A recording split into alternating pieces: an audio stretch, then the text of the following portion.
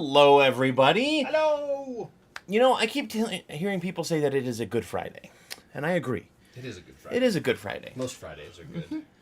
It's true. And this one is great because we're back. Yay.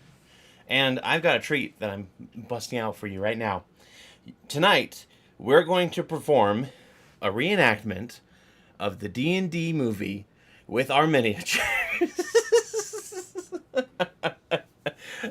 I just wanted to see the look on your face when I dropped that bomb on you. Yeah? Yeah, sure. Go grab them. Okay. Get them all. All right, we'll need a bard or a rogue, as the case may be. Some people are saying... A Rard, yeah. A bogue. But welcome back, everybody. Daniel, welcome. Daniel's first. Yep, Yeah, Daniel's welcome. first. Casey, welcome. Everybody who's joining in, don't feel scared. Shout out that you're here. We're happy to see you, and we're happy to be back. Yes. Yeah. Yeah. It's been a long, 3 weeks since we last saw each other? It has been. It's been a long road getting from there to here. Yes. Yeah. And most of that is burnout. Yeah. Sort of. Yeah. I'll admit that right now. For me, it's been I've felt some burnout lately. With that's never good. Yeah, but I'm back now, better than ever, ready to. And you're front. You're all here. Yes, every part of me. An Irish brogue. Not Irish, but also. It all goes southern as far as my accents are concerned. But welcome, Brian. Only if you're trying to do a Scottish a woman. Yes, apparently. For some reason. I do love my southern. You know what? That's female voice. That's from growing up watching X-Men, the animated series. Oh yeah. You just really liked Rogue. I do. Yeah. I liked Rogue in the animated series. I didn't like her so much in the live action movies. Yeah, Sookie Stackhouse is that's something that you gotta get used to. Yeah, and it's nothing against Anna Paquin, right? Like she's a great actress. It's just that her characterization in that was less about learning to come to terms with herself and more about pitying herself. I mean, she did plenty of that in X-Men. Yeah. 93 as well. I just didn't. I just liked it. Or I liked it less, I should say, just because she didn't have her powers. Yeah. I like Rogue with Captain Marvel's powers. Captain Marvel's powers, yeah. Yep. I mean, it makes sense because Captain Marvel is one of my favorite superheroes. So she's just extra Captain Marvel for you. Yeah, that's what it is. Just another one. That's not what we're here to do. Talk about the X-Men. I mean, we'll still do that. We still will. Yeah, we'll still do that eventually. But we are here to paint tonight, and I think we got some stuff to show off first. Yeah, I finally got the project from weeks ago finished. Da-da-da-da. The riders are done! Yay! I asked you to print these 3 riders, mounted and unmounted, and you did admirably. Of course, we have the Tentakitty and the Knoll Fang rider, which is really awesome and very, very TMNT. I will say. Tiamat T. Tiamat T. Tiamat T. And then we've got a Smilodon, I think is what they're called, right? Yep. Smilodon. Focus.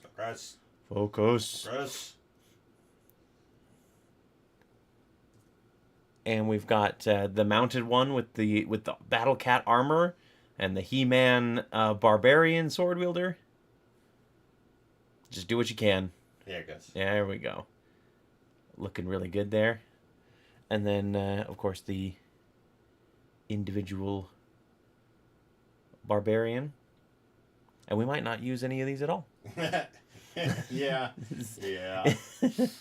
And then you did a really cool skeletal horse with some black or purple smoke. Yes. Purple smoky, smoky flames, that kind of thing. And I did the... Where is the horse and the rider? He's right here. You did an amazing job on all of these. I'm very impressed. I love them. I love them all to death.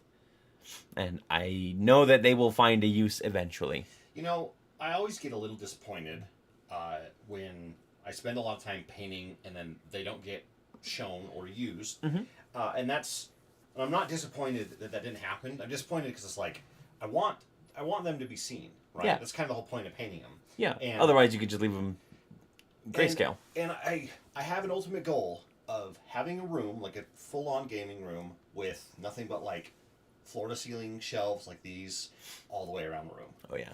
And I want all the minis to be on shelves, all displayed. I'll probably put them behind like glass doors To prevent just to dust. prevent, don't have to dust them because I hate dusting. Yes. But I'll have them all like lit up and stuff. I think that'd be kind of cool. That would be and really have cool. That plus even just like terrain, like have a whole shelf full of like a bunch of different trees, and then like the shelf below it is pine trees, and then the shelf below it is like jungle trees. You know, Yep. Like I would love to have that. That'd be really awesome. Ultimate goal for me. Casey says you can share them on TikTok. That's true. I can't share them all on TikTok. I'm going to catch up on the chat in just a moment here. Don't worry, I'm not skipping over anybody's wonderful notes and comments. Yeah, we're just moving everything out of the way because we're painting something new tonight. Yes, we're painting something exciting, actually. I am very excited for people to see this figure. I think it is really cool, and I think we're just gonna go ahead and show it off. This guy is precarious. Totally invisible. Yeah, invisible stalkers all night tonight. Woohoo! No, we're going to be painting this monstrous wyvern. You may remember Scott showed off some of the smaller wyverns that he painted recently, but we thought that this guy with the cool like scorpion tail, yeah, we're going to paint that, and that's going to be awesome. He's got cool like armored. He's got like armored back and head. Yeah. And I love his double mouth that he's got. Oh yeah, the tiny mouth. I'm gonna eat you with my tiny mouth too. Tiny mouth from the inside. So while you get started analyzing that and thinking about what colors you want to go for there. Yeah, the colors. Mm-hmm. What colors are? I mean, wyvern aren't they typically pink? They're like if you look up a wyvern from 5th edition, they're kind of like a pink peachy color. I don't know. For some reason in my head, I had it set as in wyvern are essentially their colors are similar to dragon colors. Yeah. Right? As like a not an homage, but more like they're a lesser evolved form of them. Yeah. Yeah, or they're like minions of dragons of some sort. So could we do this one in like gray or black then? Because you don't have a black dragon-esque one yet. I honestly don't like painting in black. I know you don't like painting in black. That's why I'm suggesting like a dark gray instead. It might be an option there. All right, catching up on some chat here while you figure that out. Brian says burnout times intrusive real life equals let's be idiots and do this. Get the fire restarted. Yeah, yep. It's the burnout was real. Yeah. But we're back. Mm-hmm. We're back. We worked out. Mostly that was I've been struggling pretty hard with this particular section of the story. Yeah. I've been worrying about it and stressing about it because I decided to do a court case in the middle of my campaign, and I did not know how that was going to go, if it was going to be boring, etc., etc. And so some things had to get adjusted. Luckily, Preston actually not being able to be there, this latest episode, meant that I got to adjust my plans a little bit, and it actually made things a lot easier. So excited about that. Daniel Bowden says he had his first moment as a DM where sharing a level 1 barbarian charged the bugbear boss all Leroy Jenkins and caught a crit for his troubles. 28 damage, insta kill. Oof. He wasn't even raging or anything, huh? 28 damage. I had to give the knot they were saving a revivify ring. The knot. Oh, the NPC. The NPC that they were saving had to have a revivify ring. That's really cool.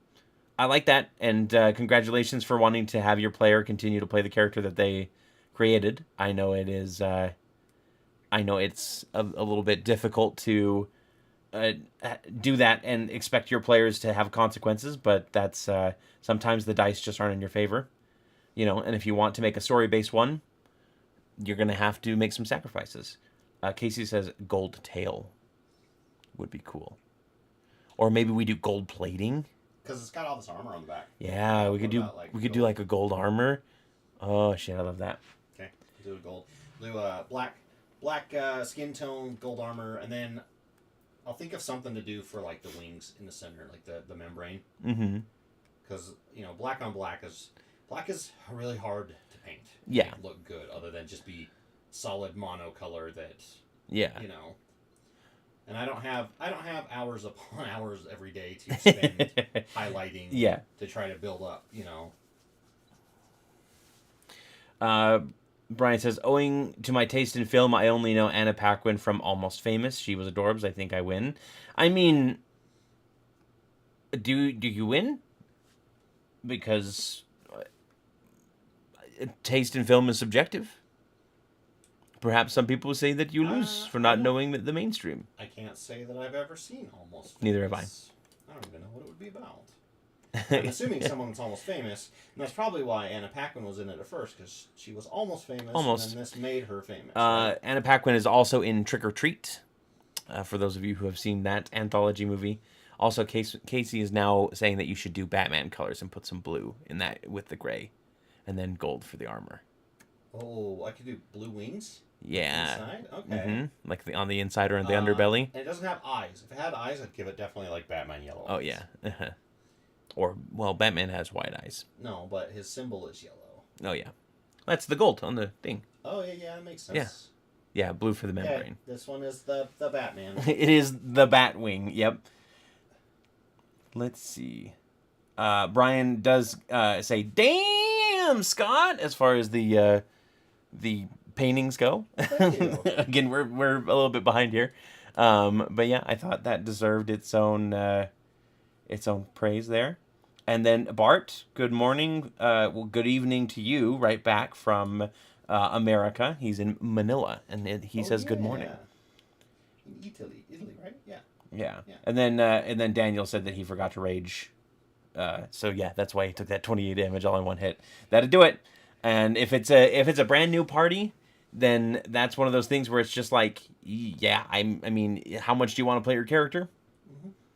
Moving forward, because I know back in the day, back when it was AD&D, that kind of stuff happened all the time, and you just went, okay, time to make a new character, Yep. And nobody cared about it. But these days, like D&D has kind of evolved into I'm building this backstory for this character because I want to play and have an enriching time and an enriching story with it, more than it just being like random adventures that this random character that I made that has like maybe 2 seconds of backstory to them, I think all of us have struggled with that at some point where we get really attached to our character long before we even play it, and then we get put into a group or a game where it's like, hey, this is going to be a excessively brutal or incredibly tough or whatever, right? We're going to actually have to do rations, or we're doing like the extended rest stuff where it's like it takes a long rest takes a month, 30 days or whatever. Yep. That kind of stuff. And I think sometimes it can put a damper on certain things. But yeah, it's hard to get over losing your character or putting him in a place where he's like, oh, I thought this was just going to be like a fun, easy, module or game or whatever. And yeah, I think we've all struggled with it. I know I definitely have had characters where I spent a lot of time building the character, and then finding out that they're going to get put into a world where it's extremely tough to do anything, or and I end up not having fun because that's not the kind of game. Yeah, or the backstory doesn't really matter because you're like transplanted somewhere else. Done that or had that done before. That's not fun. I see Wyvern and I think Harvest the Poison, DC 15 con save for 7d6 poison damage. I know that there's a lot of discussion about like, do you let your players do that? And my answer is yes, absolutely. You let your players do that. Yeah.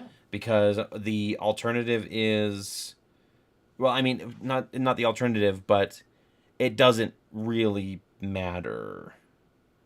Because if you're gonna let your players do it, you just have to make sure you remember to put in, figure out the rules for it. Whether it's Well, what I mean by it doesn't really matter is that a lot of creatures are already like immune to poison damage. Oh yeah. Or resistant anyway, so it's not like it's a game breaking thing. It is a poison that you can definitely sell for some good stuff. But I love the idea of your treasure and your gold coming from monster parts rather than actual gold. Yeah, and there's a couple systems, like side books out there that do that are pretty cool, that teach you how to like not disassemble, but like how to take apart a monster and get all the fun bits out of it, and and take them into town and turn them into turn them into potions or leather armor Yeah. or Hi, Tori. Thanks for stopping by. Good to see you. Heart right back. Yeah, no, but it is really cool. That kind of makes it like Monster Hunter, right? Almost like the game. And all you need is just like rules on how to do that kind of stuff. Yeah. But the problem with that is dragon scales are a lot rarer than they should be in most worlds. You kill one dragon and you've got a huge boon of dragon scales, as far as I'm concerned. Like, well, sort of, but like even someone. So first of all, if you kill a dragon, so okay, think about it like if you're out hunting and you kill an animal, wherever the bullet like penetrates. That's true. You can't use usually that. Not the best to use, Yeah. right? So same thing with a dragon. All of a sudden, it gets hit with a bunch of lightning and sword cuts, and there might not be that much of the dragon left to be worthwhile. And I've killed 10 pigs and only 3 of them had livers. yeah, and if if you would stop stabbing them in the liver, and someone that has to harvest dragon scales, if your players aren't skilled at it, for whatever reason. Sorry, somebody was saying that you could Oh, do with a little bit more attention from Mr. Microphone. That's because I'm facing away from it when I'm talking. Because I'm trying to paint. But yeah, if someone's not as skilled as they could be harvesting, they could ruin a bunch of scales. Yeah. Very So. true. Very true indeed. Our current party accidentally took on a house of elder vampires at level 3. It didn't go well for my kobold sorcerer. I was all about the character death because it went great story-wise. And there are certain players that you can do character death all day, every day. No issues at all. Because they'll just be like, yeah, I've got like 8 characters in reserve that all have cool backstories, and sometimes, yeah, I've told Scott on many occasions that in the unfortunate event that my character dies, I have several sometimes backups. almost with a wink on it, Yeah, but it's one of those... it's just one of those things where it's some people that just makes for a cool story moment. It is also just very hard in our case. It's hard to do on the channel because y'all get attached, right? Yeah. And if everybody gets attached to, I think our most notorious episode was when Ceradon got disintegrated on purpose, but also on accident. Yeah. Purpose for the monster, accident for me not realizing that would have the weapon had that it would that the weapon would do as much as it did, right? Yeah. And so at that point it came down to holy crap, like what do I do in this situation? And I made a judgment call based on the facts of the campaign and where we were at, and it wasn't a very popular decision. I think as far as our channel is concerned, the comments have been pretty favorable about it. But when that episode first came out, there was a lot of controversy around that and on Colby's channel. Consequences and whether or not death in the world even matters. Yeah. And so, you had good reasoning behind it, and it wasn't just I'm sad that the character's dead, I'm going to bring it back. Yeah, or I'm too much of a nice guy DM, or anything. It was more, you guys are in a location where you can't get to a priest or a cleric to heal or res. No one else can do that in the party, and you're nowhere near anyone else. So, what would he do for the next 3 episodes or 4 episodes? Exactly. Just sit out and do nothing? Yeah, I mean... Find some random NPC that doesn't matter, really? Yeah. I don't know. Yeah. So it was Make him play one of the kobold slaves. Yeah. Yeah. Or all of the kobold slaves. like a whole troop. Like he just plays a kobold slave swarm, Yeah. Freed slaves at that point, I guess. So, yeah. Just be a kobold swarm at that point, right? We do get attached. Eve leaving scared me. I was worried how everybody was going to suffer with the soul of the party leaving. Yeah, that was I do miss Eve in the party sometimes. She definitely had a gravitas to her. But I think that Bolt picked up the role of party heart and soul pretty well.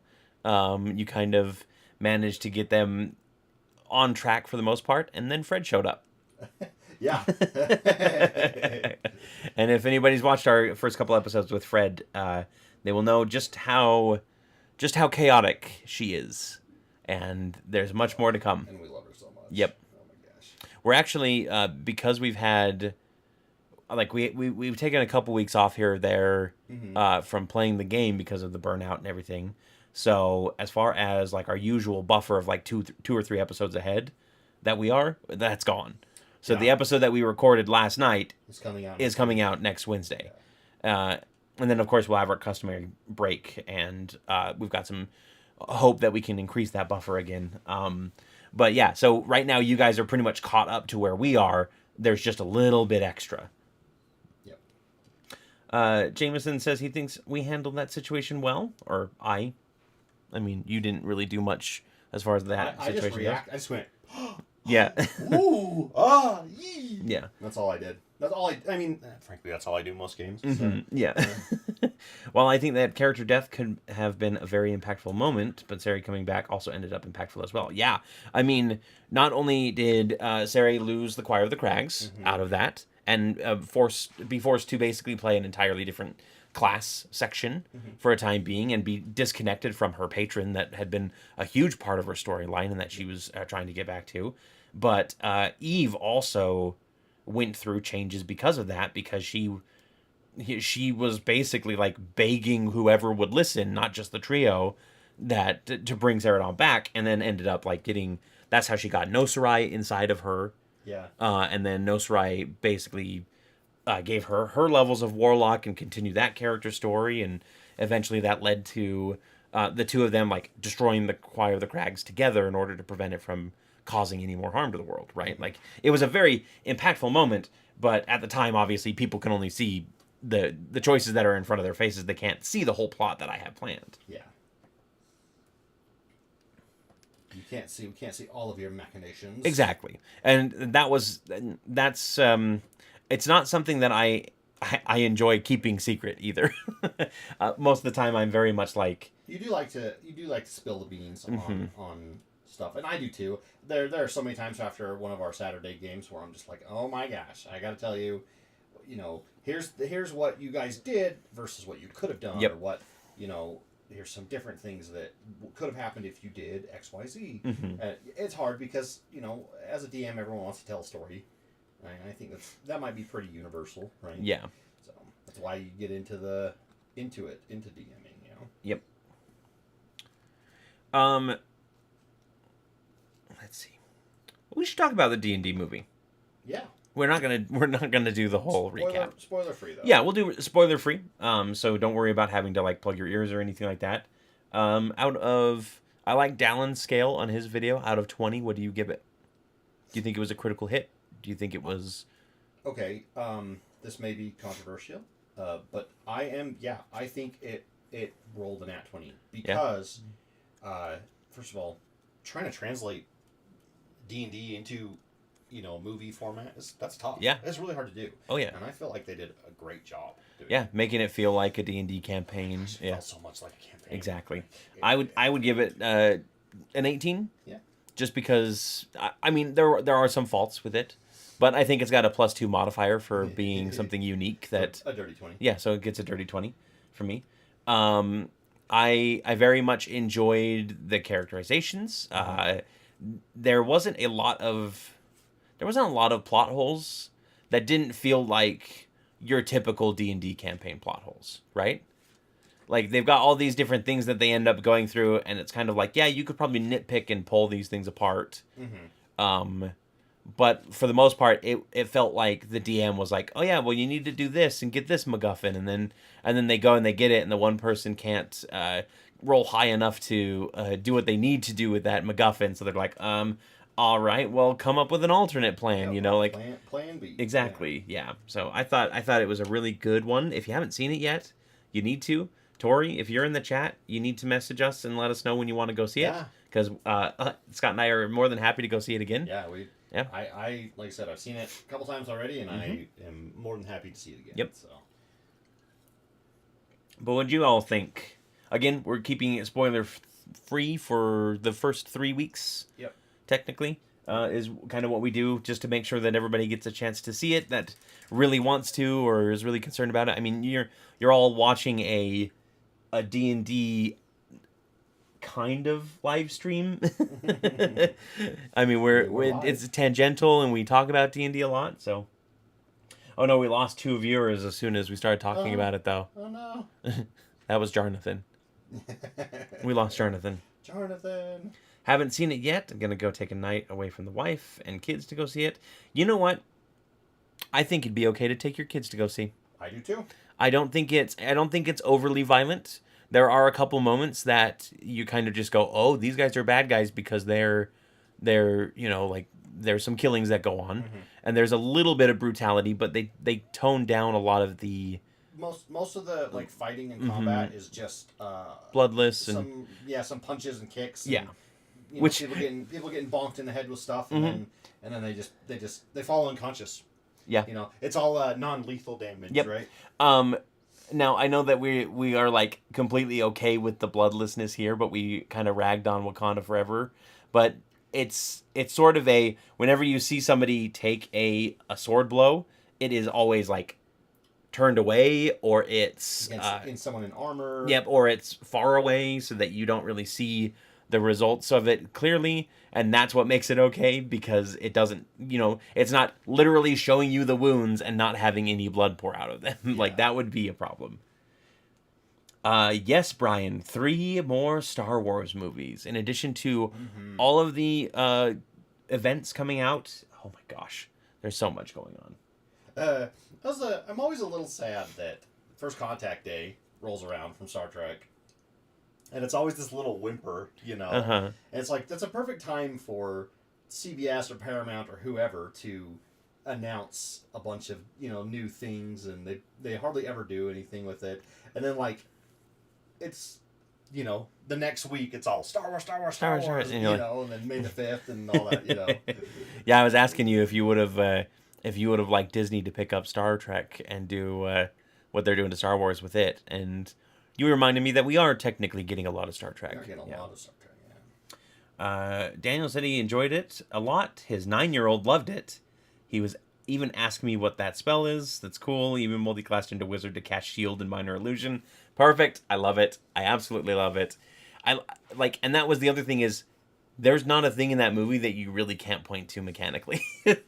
Like they bend the rules in certain places a bit, or a lot in some other places, right? But at the same time, and this is not a spoiler, the druid shapeshifts a lot. Yes. And it's not just like twice a day. You know? Twice in an hour. Yeah, and you know what? I feel like that's fine. Make it I would rather watch the shape-shifting versus spending all the time in one form and then getting away from whatever, or sneaking into wherever, whatever. It's like, I'd rather watch the sequence of stuff. I think it makes more sense cinematically, of course. Yeah. And I kind of like the idea that when a druid wild shapes, they should have the ability to shift the form of their wild shape as an action. As long as they don't come out of it. Yeah, as long as they don't come out of it. Obviously, I think they would keep the hit points that they currently have, which is kind of what 1D&D is trying to do, where they're giving you a basic form and giving you hit points for it rather than making it a specific animal. I don't think that that's the right way to go, because you don't get all of the abilities of the specific animal, and you can't turn into tiny creatures. It's only a medium-sized creature at that point, but yeah. Saying a character, I'm just going to wait for Mr. I don't know who Mr. Plinkett is. I don't follow any reviewers anymore except for Dowlin. Yeah. And that's because he's a friend, right? And he also reviews everything. Yeah, he reviews everything. Yeah. But so give him some love. I don't follow reviewers anymore just because I've realized that I just kind of like dumb fun sometimes, and I don't want a reviewer basically ruining that for me. Being like, oh, this movie was terrible, and then going to see it and being like, it's terrible because the reviewer told me it was terrible before I even got here, Because I know if I'm going to go see a movie or not. I usually know from the first trailer. Yeah, I typically from the first trailer, if not the second trailer. Yeah. Like, obviously the first trailer sometimes are just like a quick teaser. But I even have a rule trailer, where... Not teaser. Yeah. I even have a rule where once I know that I'm going to go see a movie, after watching the first trailer, right? Yeah. I stop watching trailers for it. Yeah, because whoever makes the trailers, they make some weird decisions. And some trailers basically give out the entire plot sequence to the movie, and it's like, well, why even go then? Like, I know what's going to happen. You know or what? they show like the biggest conflict in the movie, and then right after they show the resolution to it. Yeah. And it's like, I can definitely tell that that's Yep. afterwards. You're like, yep. I can tell from the way that you've got the scene set up and everything. Like, yeah, it definitely can. And there are still movies that surprise you, like Iron Man 3. I remember Iron Man 3 was notoriously the movie that I showed the trailer to some friends. That friend said, well, I saw everything that the movie has to offer in the trailer, so I don't need to go see the movie now, as sort of like a joke, because we thought that it was revealing everything, and then they did the Mandarin twist, and it was like, you hadn't seen anything from that movie. The twist that gets a lot of people mad. Because that's not the real Mandarin. I think, yeah. But he, like, it's such a good moment. Well, it's such a good short one. in one of the other movies where the Mandarin, or that one guy comes into the prison where Trevor. Fake Mandarin is. Trevor. Yeah. Slatterly. Yep. And it's assumed that he's killed, but we know he's not. Yeah, because he's in Shang-Chi. Yeah. Yeah. Sorry, spoilers for anybody who hasn't seen Shang-Chi. Yeah, it's well past 3 weeks. At this Yes, point. that one is well past. Dallin, Preston, and Colby did do a good job on the D&D movie. I thought their review was balanced. I thought they took the middle ground a little bit more than I would have in that position, but I thought that they gave it a good fair shake. So, but yeah, so like the Mario movie, for example, I watched the first trailer, and I went, great, this looks good. I'm excited to see what they have to offer, despite, Chris Pratt being kind of a weird choice. And I didn't watch another trailer for it. Every time like any sort of teaser or something came on, I would always skip past it or mute it if I could. And we went and saw it on Wednesday, and it's not an amazing movie. No. It's not gonna like blow anybody out of the water as far as awards go. It's very much a quick kids movie, but it's very fun. And it's very nostalgic and heartwarming. Like, it gave me such warm feelings that it's like, even if it gets bad reviews, which the only review I had seen about it was saying that it was worse than the first Super Mario Brothers movie. Like, even if it gets bad reviews, though, I can still enjoy it because I'm just enjoying the movie to enjoy it. I'm not trying to go into every movie hoping that it's a cinematic masterpiece. It for awards and other. Yeah. Yep. And that's fine if that's the way that you want to do it, and that's how you want to get your entertainment. But I've kind of gotten to the point where I just kind of want to shut my brain off sometimes. And yeah, I'm the same way. I just did I enjoy it? Did I get out of the movie going, that was fun? I had a nice time. If I walk out of the movie going like, wow, I'll never get my 2 hours of that back. Yeah. Then yeah, it was bad. But otherwise, it's usually fine. Yeah, Quantumania got a lot of negative reviews with it. I will say though, we went to the theater and watched Black Adam. And in the theater, I think you and I walked out and went, you know what? Not too bad. Not too bad. Not too bad. It had problems. A lot of fun, yeah. Had some issues, but overall had fun and I was okay with it. We ended up watching it again here at home, and oh my god, it's bad. It's bad. It was so bad. It could have done so much better. There are so many different things that they could do. Like, there's some good fight scenes in it. There's some moments that really hit good, but it's some bad dialogue. It's got bad dialogue. It's got too much slow motion in it. It's definitely one of those types of movies where you're like, almost wish that you wouldn't have seen it again. Well, and that's why we watched it at home, because it was like, there's no way we're gonna like try to go buy it, or maybe go buy like a red box or something. Yeah. If the red box even exists anymore, sheesh. I guess it does. Yeah, I've seen a few of them. I'm trying to remember. I think our McDonald's down the road has it. I know the Maverick up the road does. Yeah, every Maverick still has a red box. I don't know how much they get used. I haven't physically put a disc into something in like 4 to 5 years, I think. Yeah. Same. Yeah. That might not be true. I think Casey... I may have put in like a PlayStation game for Casey at one point. That doesn't count as me, though. That doesn't count. But yeah, so I mean... That's really all I have to say. I kind of have needed to rant about movies like that for a little bit. So I appreciate you all being here for that little rant. But as far as Star Wars goes, Yes. going back to that, 3 new movies coming out. One of them set in the sequel or the Resistance era, I think is what they're calling it. Specifically, I think that's the normal term for it among the fandom.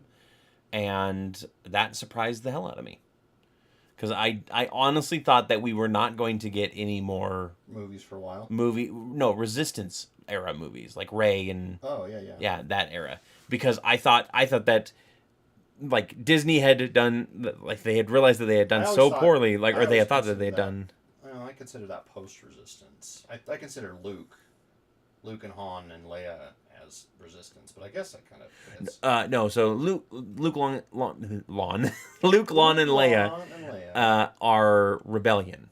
Oh, okay. Yeah, they are the Resistance is the second Rebellion, basically. Rebellion 2.0. Yeah. Rebellion rebooted. Yep. Rebellion rebooted.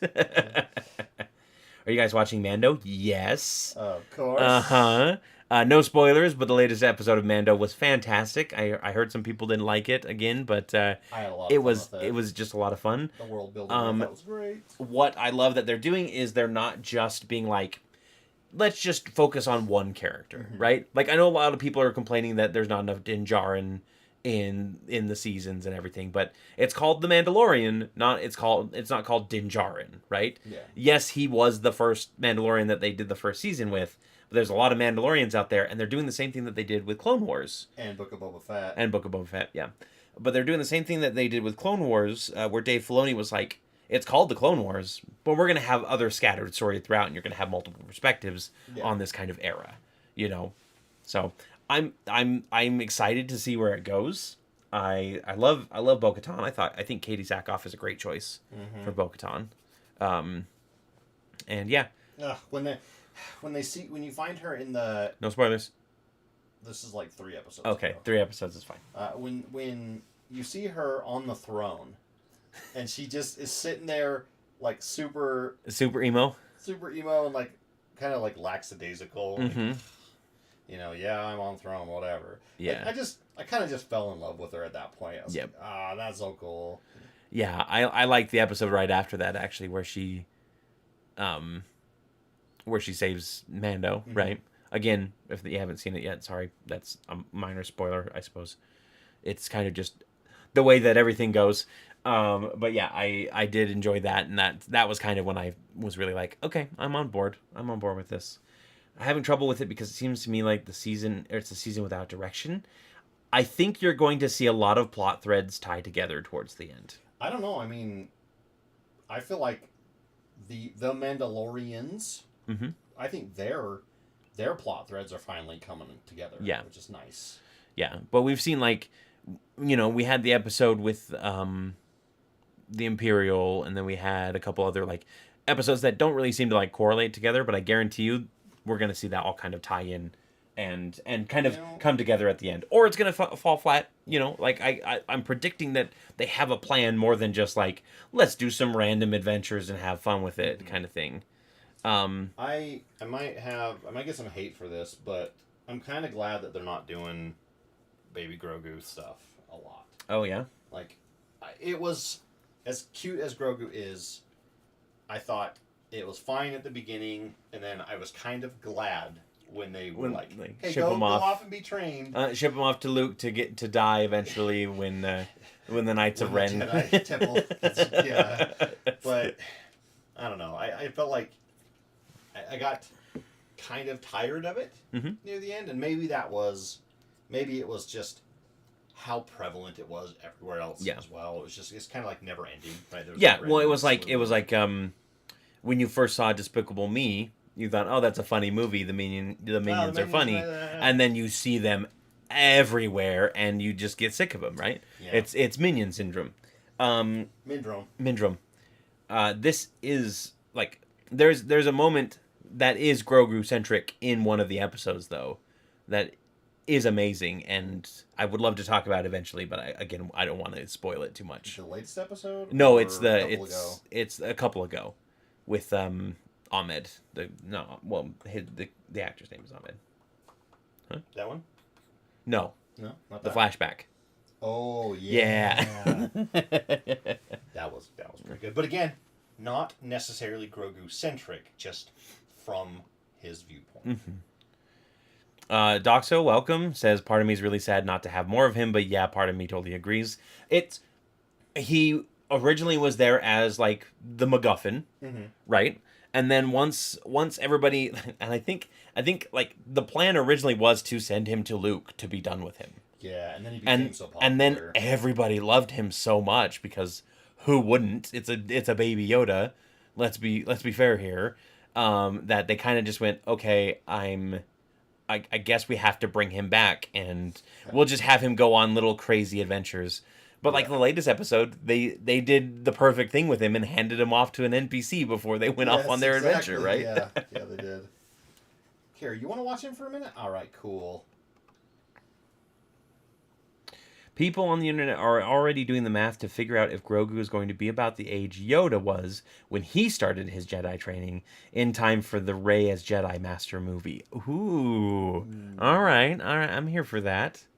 I get it. I kind of want Grogu to start talking. I think maybe he can. I think it's just he's got a mental block. He's trauma. Yep. Trauma stuff. PTSD of some sort, You know the first things that he's going to say is, "This is the way." Yeah, that's probably true. Yeah. Do you think he's going to get a helmet? I don't know. It'd be interesting to see a full-on like Mandalorian Jedi. Has there been any in lore? I bet there have. I'm just kind of like thinking out loud. I mean, that's the Darksaber origin of the Darksaber. I think was a Mandalorian Jedi. Yeah. Yeah, I think he forged the Darksaber himself. So he's evil. No, the Darksaber is not evil, sir. It's literally dark. This is dark in the name. it's just inverted saber, technically. Like anti-saber. Yeah. Did you guys watch any of the London Star Wars celebration? No, we did not. No, we didn't. I saw the Ahsoka trailer, which looked really good, but did not see. I watched it like 3 or 4 times. Yeah. After you showed it to me, and it was less. It wasn't like picking it apart, but I'm like, I need to see all these characters, and I like freeze framed and like. I looked at their like IMDb's to find out who's playing them. And, We definitely need to watch Rebels and finish Clone Wars for you before we get into that. Yeah, I struggle with Clone Wars just because of how childish it can be. Yeah. Especially when it's a droid episode. Yeah. Any Jar Jar episode. Yeah. Unfortunately, the Jar Jar curse continues through Clone Wars. I'm still waiting for Filoni to pull out a Gungan in Mandalorian or one of these other series and make him like actually a badass. Yeah. Because the captain, Captain Tarfo, I think is his name, the Gungan captain with the long Fu Manchu mustache. Yeah. I thought he was actually, pretty good. He just had to deal with Jar Jar the whole time, right? Like I liked seeing him on scene. I was like, I bet you this guy is actually pretty good at his job. He just has to. Well, I mean, they had the largest army, or they had the only army on Naboo, basically. Yeah. Because the humans are screwed up. Mm-hmm. Well, I think we're a member of the Republic, so the Republic has its own army and its Jedi enforcers at this point, right? True. Yeah. They're Jedi secret police. Yep. I think the movie that's set 25,000 years before the Battle of Yavin, I think that's a little bit weird. I'm interested to see what they do with it. It's going to have the same issue that all prequel Star Wars stuff has with me, being like, I know what's going to happen. Yeah. The Jedi's going to come out on top. I mean, you know that anyway. Like, at least this isn't a case of, like, watching Andor and watching him get into dangerous situations. Man, I really like this Andor character. I hope he survives. Yeah, exactly. Which I think they announced season 2 for next year. I mean, I liked Andor, by the way. I thought it was very well done. Mm-hmm. I have a hard time caring too much because... But it was everything you liked about Star Wars. There were no Jedi in it. Well, okay. I need to like self-correct on that because I used to be super anti-Jedi all the time just because that's all Star Wars was. That's called being a Sith. Yes. that's kind of what Star Wars was for the longest time, right? Mhm. Nothing but Jedi, and it was the Oops All Jedi of serials. Yeah. But lately, I've been liking it more, especially because we're seeing more Jedi with flawed characteristics. You know, as soon as like Rey picked up a lightsaber, I was like, okay, I'm starting to like this. You know, like, and they started hinting more at like the gray Jedi aspect of things, where it's like, maybe they're not all. And part of it is the sequel or the prequels.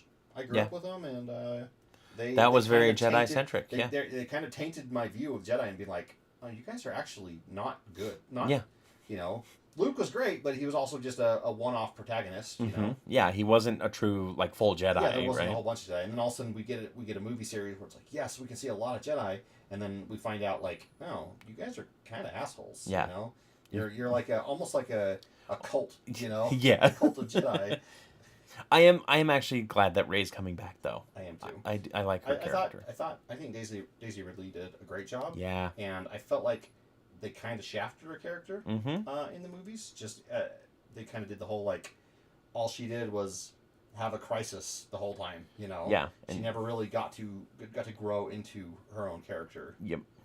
And I hope they get to do that, which I'm pretty sure they probably will. Yeah. Sorry, Rey Palpatine. We have to use her full name. Palpatine? Don't Never mind. Yeah, that's sorry. no. Probably want to rephrase that. Yeah. Palpa Ray. Papa Ray. That sounds like a Papa Roach song or a cover band. It's a Sugar Ray cover band, like Sugar Daddy. Palpa Ray. Papa Ray. But yeah, I think enough about Star Wars. We're technically a fantasy channel. Yeah. Get this sci-fi out of here. I do nothing but talk about Star Trek all the time. And... I do my best to mitigate that. All right, Scott. You've talked about Star Trek way too much this week. No more. You're not allowed to talk about it for 3 days. Yep. That's what I'm hoping with the D&D movie. I'm hoping that it's popular enough that people start making more fantasy movies. Yeah. Because it is not a genre that gets a lot of attention anymore. Someone said on, I think it was Twitter, they were talking about D&D Hey, Bosco. Good, doing good. How are you? Welcome. They were talking about the D&D movie, and they were saying, like, it's kind of funny that there hasn't been a lot of fantasy movies out there. Like, yeah. I mean, there are some, right? But, like, basically, since Lord of the Rings, they're kind of pretty few and far between. And someone goes, well, yeah, because everyone thinks you have to do a serious fantasy. Yeah. Everyone thinks you have to be serious in a fantasy movie. And this just shows, no. You don't. And it works fine. You know what one of the fan favorite fantasy movies of all time is? Willow. Yeah. Even Lord of the Rings isn't serious all the time. Yeah. But there's very much like... The tone of it is very... I am Elrond of Rivendell, you know? Yeah. And it's like, it's very, very high and uppity, and, you know... I don't know how else to describe it. It's... Yeah. But yeah, and this just kind of turns that on its head, and I think it did a great job at it. Agreed. Yeah. It managed to be epic in scale without being overly pretentious. Well, and it's always like... Ooh, yes, Bosco. Stardust. Oh, yeah. Yep. Yeah, Stardust. Again, perfect example of a fantasy movie that doesn't take itself too seriously, still has high stakes, but does a great job. God, I need to watch Stardust again. Let's watch that tonight after the stream. Yeah? Yeah. You think so? Casey, do you want to watch Stardust? It's got Henry Cavill in it. Yes, Skinny Cavill. Skinny Cavill, yeah. Cobalt Press's version of 5.5e, obviously, is going to be called Tales of the Valiant. Thoughts? They're taking our name. Tales of. Tales of, yeah. We should sue. Yep. No one else can use Tales of anything. Wait, what do you mean? What? Casey, do you not like Stardust? I think she doesn't like Henry Cavill because of Superman. Oh, maybe she's saying you to Skinny Cavill. Oh. Hey, he knows how to build computers. It's true, he does. He plays Warhammer. Yep. That's his nerd cred. He plays World of Warcraft. Yep. Almost missed his callback because of it, because he was raiding. Yeah. But yeah, I do hope that we see a few more fantasy movies, even if they're less serious. But they don't have to go so far into like comedy, like Your Highness Mm-hmm. was one. Yeah, they don't have to be. They don't have to be Nothing that but way. comedy. Yeah. And you know what? I thought the D&D movie did a perfect blend of. He's not playing with you guys. He's not cool.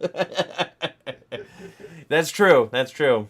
Henry Cavill, at us, please. Yeah, you're not cool unless you're playing with us. Gosh. Can you imagine if we got him on Tales of Aneria as a guest star? Hello, subscriber. Count, Yeah, that please. would go up so much.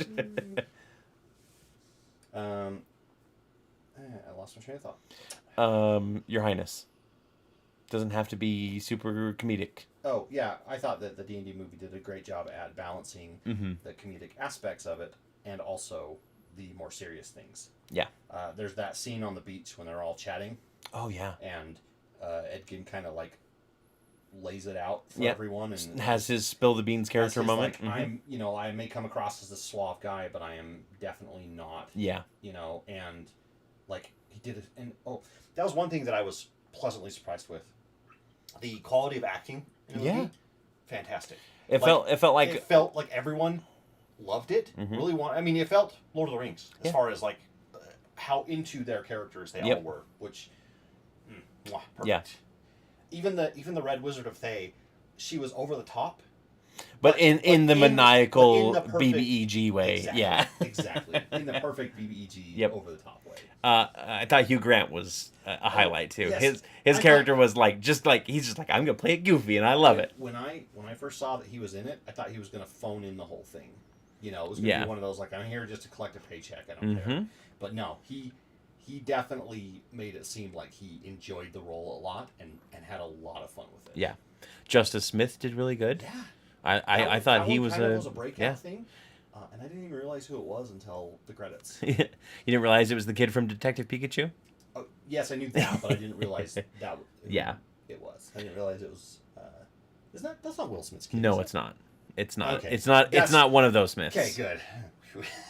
I love how we automatically think every blacksmith is connected in Hollywood. Is that what we're saying here? No, that's not what we're saying. I've already said my bad thing today. I can't say anything else, Cory. Invite the dog who loves Henry Cavill first. Maybe Henry will follow. I love that dog. I think that's awesome. And then his interview moments are amazing. Or are you talking about... Who are we talking about interview moments there, Morgan? Also, welcome. Welcome. Progress on the progress reports. We've got... I think I just got all the skin done. Besides the skin flappies. He is the knight so far. Yeah. So I'm gonna do the wings in kind of like a darker blue, like maybe like this. It's kind of blue. Oh yeah. So it's kind of that classic Batman color, but also dark enough to fit with that. And then I'll probably off the stream, I'll probably do an airbrush of like a lighter blue. Oh yeah. More up the center part so that they get that blend. So it kind of looks like when the membrane gets really stretched, it gets really, really light and thin, like in the center part.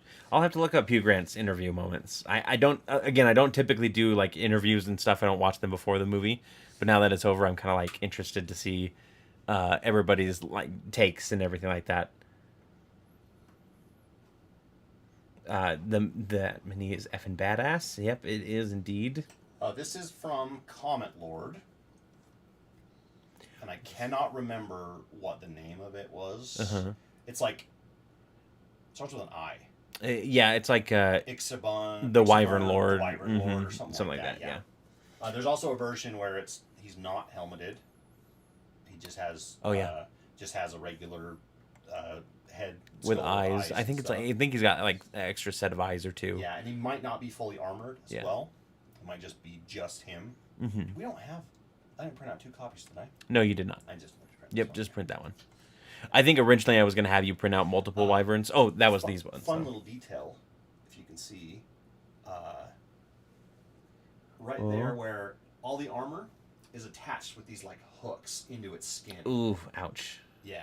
So it kind of gives me like Deathwing vibes from World of Warcraft. You see right there on the tail. Oh yeah. Yeah, and they're like hooked in. You're definitely gonna have to do like a nice little like silver or iron wash on that, or iron paint job on that. It's gold. Remember? No, for the hooks. You could do like a Oh. more iron style hook to Okay. keep it Same solid. with the there. bolts, like the Yeah. bolt heads. Mm-hmm. Okay, yeah, I'm good with that. Apparently, here's some fun Hugh Copper, Grant maybe facts. copper? Yeah, copper would be good. Supposedly went with his leathersmith for all the leather parts, and he's been a dungeon master before, just not for D&D. Ooh. Hugh Grant is definitely not the type of person that I would see having a leathersmith and having been a dungeon master. Like that is he was yeah, I know. I was waiting for that. He very much surprised me as I like you said, I thought he was just going to kind of phone it in. He was a weird choice to announce for a fantasy movie like D&D, but he Forge was one of my favorite characters. The line, and you see it in the trailer where he's like, "I don't want to see you die," which is why I'm going to leave. Yeah, like, that's like the perfect villain, but not a villain thing to say. He's just an a-hole, you know. Yeah. But he's not 100% a dick. Yeah. Right? Ouch. Well, harder to get the armor off that way, not go in the way of Smog. Exactly. Yeah. Yeah. I don't feel like this armor is supposed to come off probably ever. Yeah. Considering he's a Wyvern Lord, he probably is like, you know what? I'm just gonna stay armored up all the time. Yeah. Hugh Grant is so the dude who has a dude who custom makes his leather breeches. You know what? That's fair. That's a good point. I am not like Hugh Grant is not somebody who's been in my movie wheelhouse very much, typically. Most recent movie rewatch, Hitchhiker's Guide to the Galaxy. It's a good one. It's a good one. It's a good one. That's Alan Rickman. You almost said Tudyk, didn't you? No, I was gonna say Tudyk. I knew it was Alan, but I couldn't. But the last name, wait. So that's 30 minutes for lunch, everyone. The Bogons are a little inspiration for Audience's voice. Like that's the kind of like temperate. If he starts reading poetry, we're all doomed. I would assume that wyverns molt, like all lizards, right? Because do dragons though? Well, yeah. Okay. Because lizards with scales like that and snakes, they still molt in real life, but they're not magic. That's true. They're not magic, but they do grow larger. Like that, you can't just your scales. I think they do. Well, what if? So you know how their underbelly is always a slightly lighter color. Mm-hmm. What if that's like where they grow outward from, and the new scales are small, and then they slowly get bigger. Some stomachs on dragons grow larger than others. Counterpoint, I don't think turtles molt, and they grow bigger. Yeah, true. I would say that in my world, dragons molt. That's probably where most dragon scale armor comes from. That's where. Oh, you know that saying of it's an old wives' tale, but it's 90% of dust is human skin cells, right? Yeah. You heard that?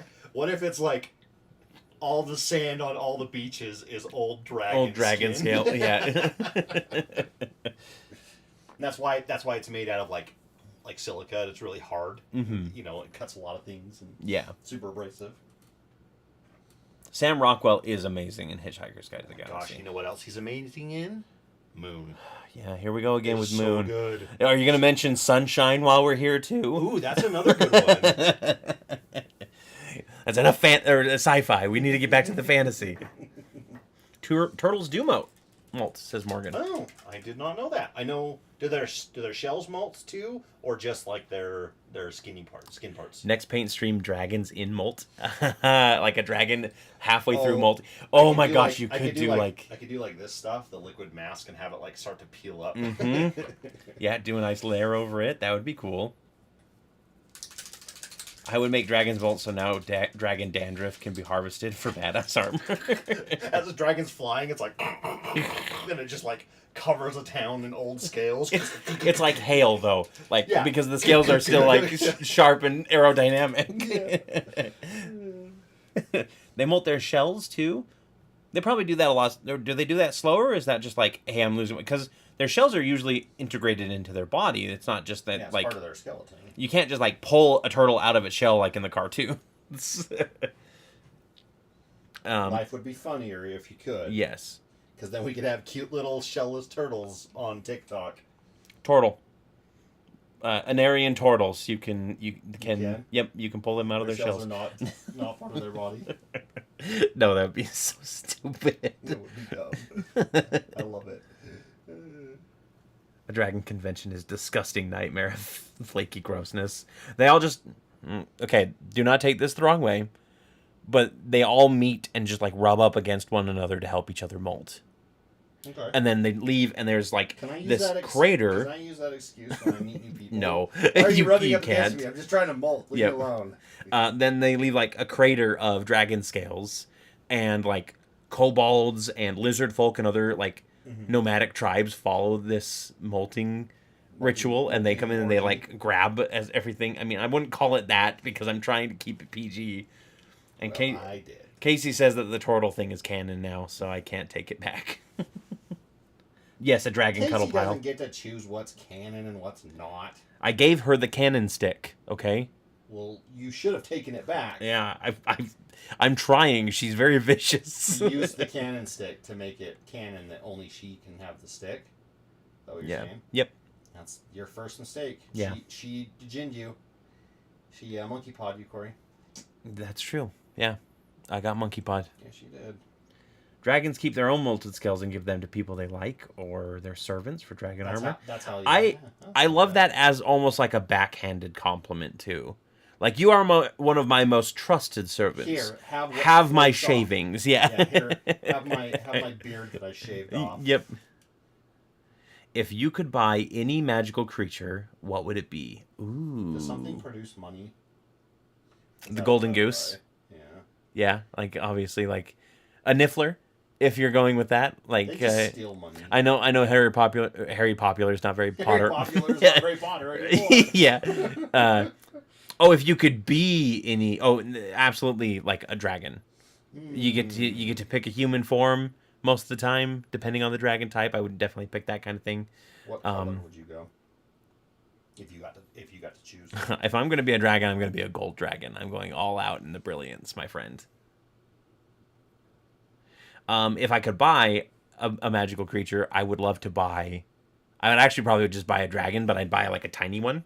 Because I've always wanted to buy, like, if they had, like, tiny elephants or tiny rhinos that you could put in, like, a terrarium or something, I definitely would buy them, so... You've always talked about, like, an aquarium of a tiny whale. Mm-hmm. Oh, my gosh. They're so cool. Tiny great whites. Yep. I'd have one in a heartbeat. Debt be damned. Yeah. If that happened. What about you? Even if it was like holographic, you know, and I could it made it look real. Yeah. If you had to be a mythological creature, what would you be? There's a lot of choices. I mean, dragon's always good just because, like, dragon live forever and be super powerful. And, yeah. You know, gold, but gold. I don't know. I'm kind of like partial to aberrant stuff. Mm-hmm. So. Now, do I have to pick from the standard... You're a beholder. Do I have to pick from the standard, like, original Monster Manual style creatures, or can I go, like, into the crazy weird that... I think any... yeah, that's a good question. Because there's we need clarification. There's a lot of homebrew stuff that's been created that I think are way better than, you know... Scott would most likely be a boulette. I think boulette's a good option for you. Cool, yeah. Mm-hmm. You could make a killing as a boulette, too. I could kill as a boulette. You could dig a bunch of trenches, you know, like that would be a really great way to make money. If I had to be like, oh, hey, you still have to live in society just as like another humanoid creature, I'd probably go kobold. Changeling. Oh, changeling would be a good one too. Yeah. Plasmoid would be kind of cool too. Those are sort of new. Yeah. But I think they count because they are official D&D content. Right? I'd like kobold just sounds really cool to me. Yeah. I'm a scaly though, so.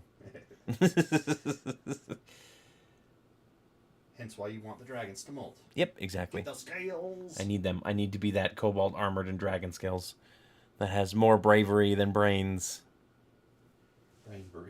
Brainbury. That's when you know that you're brave. When your brain is brave. Intellect devourer. Then you could just be whoever you wanted to be. Yeah. Just by taking over their brain. Yeah. It. I like that. Yeah. I think it's still drawing, obviously. Yeah. I think it's a nice little contrast. Dark blue, but I'll do some lighter blue later on. But it does scream kind of Batman colors. Yep. You know? It's exciting. Like, it's a great idea. I love the idea of painting minis with the color scheme of another, like, already, like, famous fandom thing, right? Mm-hmm. Just because, A, it makes it easier, and B, like, people will look at that and go, I kind of want oh, this to that's be cool. the blue that I use for my Star Trek Adventures figures as well. Oh, yeah? Yeah. Kind of like... That is a good, like, blue. science blue. Yeah, like a dark blue. Or it's dark, but science it's blue. not super bright. It's still definitely blue. Getting a lot of changelings in the chat for people, too. Mm-hmm. If you had to be humanoid, yeah. Yeah. I mean, changeling would obviously... You could also be, like, a lich. Mm-hmm. But liches automatically basically mean you're evil, you know? Yep. So you'd be a billionaire. Dum-dums. I mean, Bezos has got a Z in his name, and we know liches love their Z's. That's true. Zaz. Zaztam, yep. Yeah. Zolvric. Zolvric. I did not escape that trope, didn't I? I don't think you can. I need to look up the name of the lich in the Eternal Empires, which is one of the realms. Acererak? Acererak is... Acererak? That's kind of a Z. Yeah, you're stretching there. I am stretching. Literally, there's not a Z in that name. I'm painting stretchy wings. So, yeah. Stretchy. What other liches are there? I mean, you named the big one. Zastam. Yeah. I don't think it's big. I think it's medium. You know what I mean. Screw you. I am the all-powerful lich Fizzle Pop Berry Twist. Z's again. Yep, there's the Z's. Yep. You can't escape. Let's see. Catch those Z's. Hey, the other lich in Aneria is named Artax Everchill. So, no Z's there. Kel'Thuzad is another famous lich. There is a Z, it's just silent. Yeah. Kel'Thuzad's another famous lich with the Z in the name. Do you think it's a, like an ego thing? They're like, I gotta have a Z in my name because, like, I'm the last one alive, you know? Maybe. It could also just be like you name your kid a specific name and then... That's a terrible name for a kid. Zolfric. A specific name. I hate you. I hate you for making me question myself. I need to look this up again.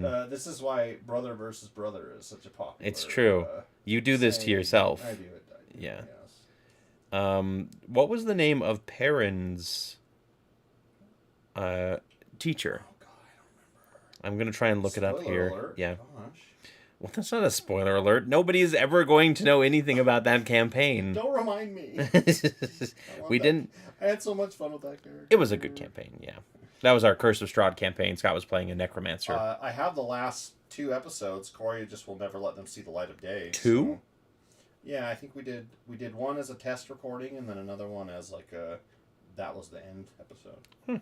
Because we were setting up everything for Tales of Aneria, trying to get it working and. Oh gosh. I found it. I found her name. Is that a Z? Her name is Zedra. It's literally the most Z that you can be because it's a Canadian Z. Does Everchill hang out with the buff wizard? Brawl, you mean? No. But we know that Everchill, contrary to his name, is actually not that chill. Bra. Yeah. He is very much not a great person to be around. Chill. The Eternal Empires are pretty closed off, but I do like the idea of like a lich just literally hanging out with the Bro wizard. Excuse me. Yeah, I literally in the second line here. Her name is Zedra Fallwind, so. Fallwind. I don't know where I came up with that. I think you did not. I probably just randomized it. Nope, you did not. I came up with it. You did? Right. Yep, because that was. I didn't get away from it. Yeah, it is my fault. Because I was the one who was like, "Hey, I have this really cool idea," and I sent it over to you, and you went, oh, can I use this for my character as part of their backstory? And I went, sure, yeah, go ahead, because I liked the idea of it. That was my necromancer. Yep. I played in Curse of Strahd, which is They do deadlifts together. Oh my gosh, Bosco! You get 10 points. 10 points for that. That I like that. Sorry, I am liking the idea of Everchill and Brawl, just like the adventures of Everchill and Brawl, and it's just like this super stoned lich and a buff wizard. The lich's phylactery is like a big incense thing or a bong. Mm-hmm. Yeah. What's the name of the lich in the Amber Temple in Curse of Strahd? If anybody has it before I look it up here. You never encountered that lich, actually. You did go to the temple, or the Amber Temple, you just never encountered him, because I did not include him in the adventure. Because, again, I was trying to play that... If you want to see the episode, you just got to convince Cory to let us release it. There will never, ever... That will never see the light of day. See what I mean? I will never... See what I have to deal with all the time? I tell you what. Everything's content, Cory. 10K subscribers. Ooh, that's a good goal. If we get up to the 10K subscriber mark... We'll release it. I will say that we will edit and release the long intro. The Strahd finale. We'll have a long intro at the beginning of you being like, so... Okay. Yeah. I mean, I'm going to have to say the full story up to that point. Yeah. Yeah. Because we literally recorded that after we'd already been playing for 4 hours with the with Colby's 10K, the gauntlet that we did. Oh, that's right. And Tori came in that was the first time I played Tori, I think. Yeah. She came in last minute. No, it wasn't, because we did Bronze Battalion with Tori. Oh, that's right.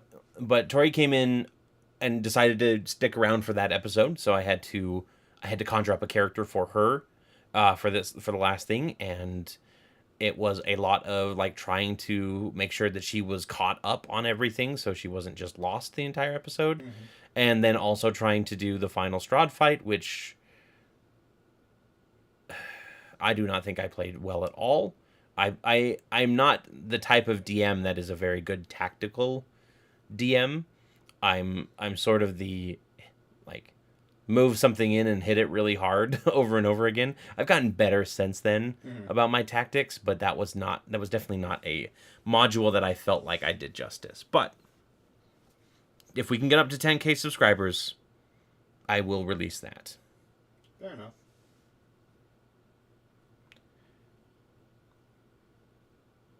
I actually wouldn't mind replaying Curse of Strahd. Bosco says it's his birthday later this month. It's Scott's birthday later this month, too. Yeah. On the 29th. 29th. But no, I will not just give it for That's anybody's Friday, birthday. Isn't it? I think it is a Friday. Yes, I think it's a Friday.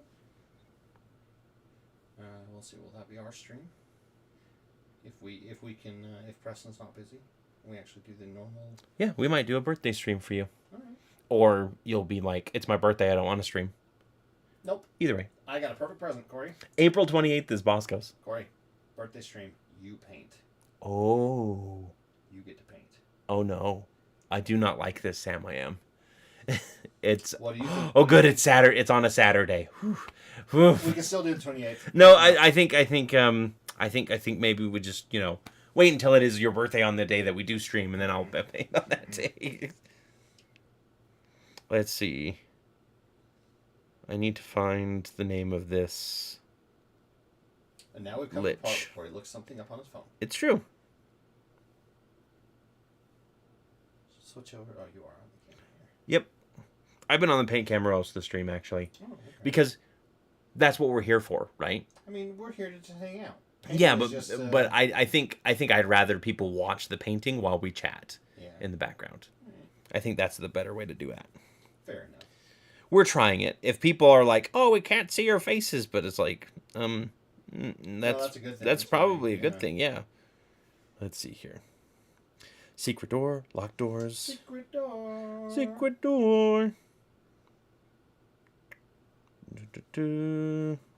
Ta-da-da-da. Stone golem. What are you looking for? I'm looking for the name of this lich. I like the idea that liches are always evil, but sometimes I want to see like a non-evil lich. Like maybe they've gone full circle, right? Yeah. Like they got so evil that they became good again because they were just like, huh. Oh. It doesn't have a Z. It has an X in it, though. Yeah, that's almost as bad. It's almost as cringy, right? Yeah. It's Exithanter is his name. So,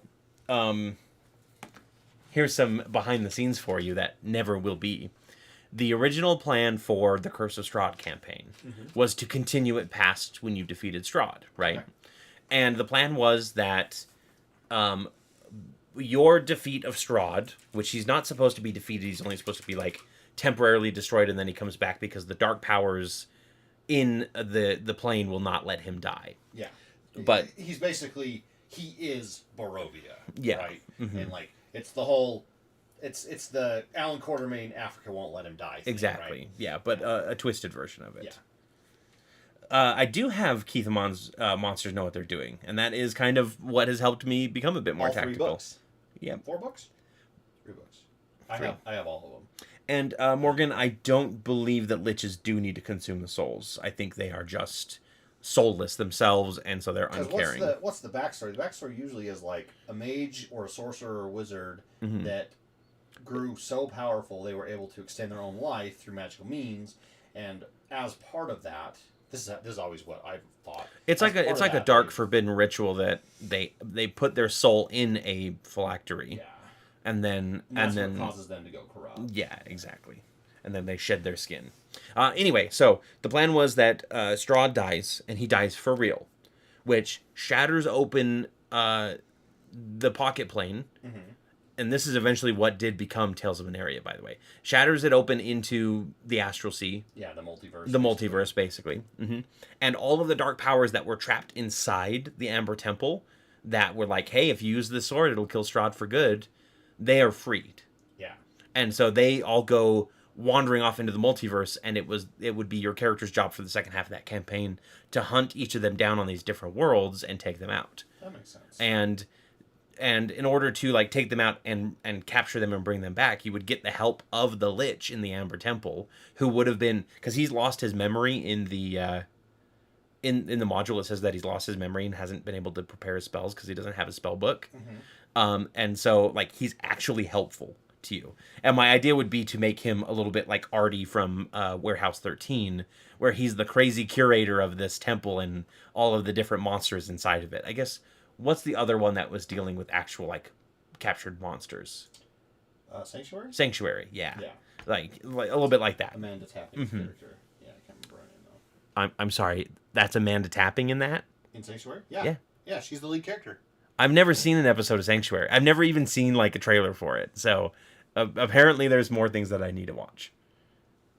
It's good. I had a lot of fun. Yeah. I need to watch Warehouse 13. They do a lot of callbacks to like not mythological, but like people from fiction. Like Nikola Tesla and Jules Verne and things like that. So from what I've seen, if they don't regularly consume mortal souls, they degrade into a demi-lich. I thought a demi-lich was a higher plane of existence. I maybe just... well, demi usually means like partial, right? Yeah, but it also could also mean like godlike, kind of godlike. Well, then they would turn into a demi-god. Yeah, but they're still a lich. Demi-lich. Well, demi-lich to me would mean partially a lich. Whereas if they became more godlike, then they might still be a lich, but they would also be a demigod. Yeah, so let me read the 5th edition one. And obviously, this is all, like, subject to whatever particular thing. Whatever module. Yeah. Right? Let's see. The immortality granted to a lich lasts only as long as it feeds on mortal souls to its phylactery. Right there, first point to Morgan. 10 points. Yep, 10 points. Sorry, I forgot we give them out in 5s and 10s. Yep. We are a base 10-point system. A base 10-point system.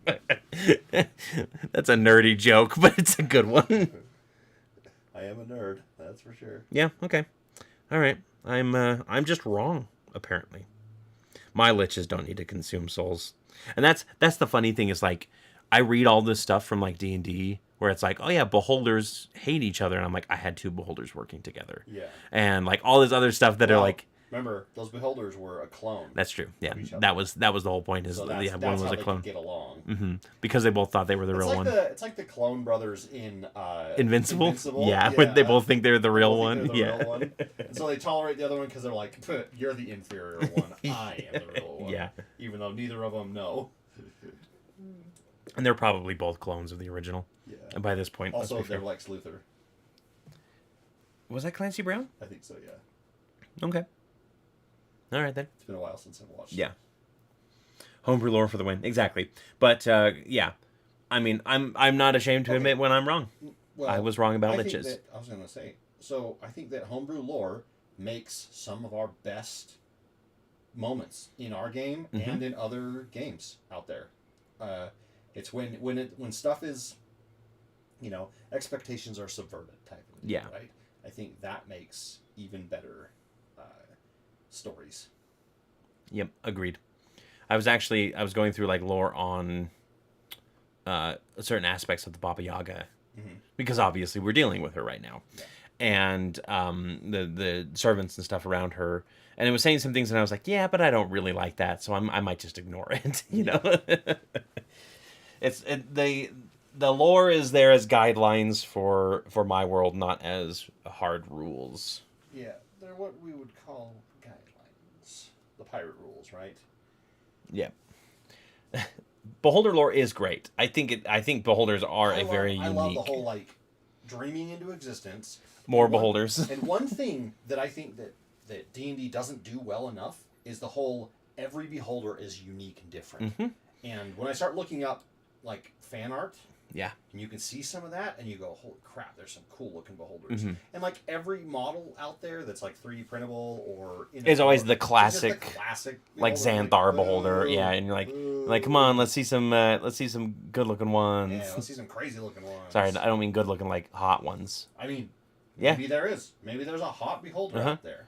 Do not look up sexy beholder. Look it up. I mean, I will. I will, but yeah, we'll have Preston draw one next week. But you guys should definitely not sexed beholder. That's SEXT, right? Like you've sexted them. Yes. Yeah. Don't get distracted by sexy beholders. I mean, one of them is okay. This is the best one. I don't know if you can see here. You know what? We're going live. I don't know how well you can see it, but it is literally sexy Squidward as a beholder. That is so perfect. Handsome Squidward. Yep. Oh, that would be handsome Squidward. Sorry, that is what they call him, colloquially. I only know that because of Drawfee. I have never watched much SpongeBob. So this is the other sexy beholder that I typically see when you're talking about it. I like the one below that. With the one below it as well, but yeah, like that one. That one is typically like what you see. That is a sexy spectator. Oh, that's true. It's only got the 4 stalks. Yep. Sorry. That is something that is pretty solid on the beholder lore. Is 10 tentacles. 10 tentacles. Yep, 10 eye stalks. Yep. Indeed. Although I've seen a bunch of models do 8. And I don't know if that's just because they think they get like in their head like spiders. Yep, right? Or octopi or They probably think of octopus. Yep. That's fine. 8 stalks is fine. They're all moving around so much it's hard to count all 10 of them at once without thinking. Did we get a beholder on critical role? Vox Machina? No, so there was when they're in the temple. Yeah. Oh, it was kind of a beholder. Yeah, it was illegally distinct. Yeah, so it didn't do eye beams, it did the little like tentacles that slammed through the ground and kind of thing in season 2. Yeah. So yes. Sort of. The legally distinct one? Yep. 30% different or whatever. Wouldn't that make it a voyeur? Instead of a beholder, a voyeur. Mm-hmm.